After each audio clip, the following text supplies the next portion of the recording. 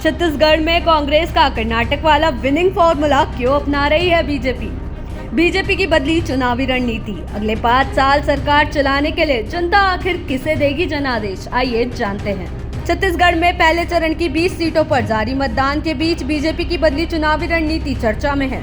छत्तीसगढ़ में बीजेपी आखिर कांग्रेस का कर्नाटक वाला विनिंग फॉर्मूला क्यों अपना रही है, ये सवाल सभी के मन में उठ रहा है। अगले 5 साल सरकार चलाने के लिए जनता किसे जनादेश देगी, ये घड़ी आ गई है। 20 विधानसभा सीटों के लिए वोट डाले जा रहे हैं और 70 सीटों के लिए 17 नवंबर को वोट डाले जाएंगे। ऐसे में कहना गलत नहीं है कि 90 में से 20 सीटों पर जारी मतदान के बीच सत्ताधारी कांग्रेस और विपक्षी भारतीय जनता पार्टी यानी बीजेपी की रणनीति को लेकर भी खूब चर्चा हो रही है। पहले चरण का प्रचार थमने के बाद कहा तो ये तक जाने लगा कि बीजेपी छत्तीसगढ़ में कांग्रेस का कर्नाटक वाला विनिंग फॉर्मूला अपना रही है।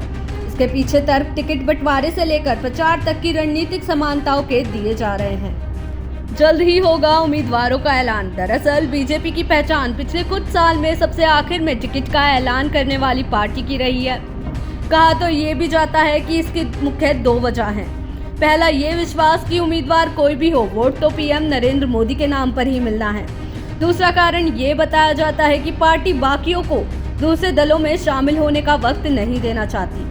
लेकिन इस बार के छत्तीसगढ़ चुनाव में बीजेपी की रणनीति अपनी इस इमेज के ठीक उलट नजर आई है।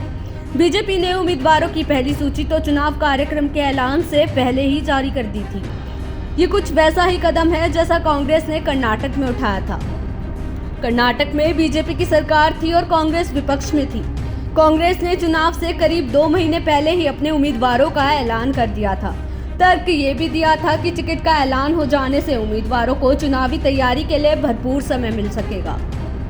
ऐसे में देखने वाली बात है चुनावी रणनीति के बाद आखिर किसके हाथ में होगी राजगद्दी की डोर। देश दुनिया की तमाम खबरों के लिए देखते रहें समय डिजिटल।